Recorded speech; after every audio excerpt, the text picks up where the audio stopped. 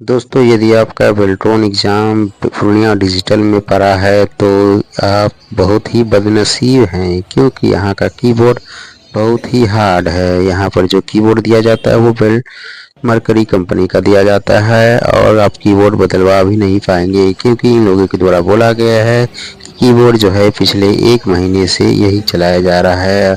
जबकि 1 महीने से कीबोर्ड चलाया जाता तो कीबोर्ड फ्री हो जाना चाहिए था, लेकिन यहाँ जो मरकरी कंपनी का कीबोर्ड है बहुत ही हार्ड है। इस पे आपका उंगली दर्द हो जाएगा। यदि आपका स्पीड 40, 45, 50 है तो यहाँ स्पीड घटकर आपका 30, 35 ही रह जाएगा। बाकी यहाँ के दूसरे सेंटर पे तो लॉगिटेक या प्रोडोट या इंटेक्स का कीबोर्ड दिया जा रहा है, लेकिन यहाँ पर मरकरी का कीबोर्ड दिया जा रहा है जो कि बहुत घटिया है। इसलिए आप यहाँ पर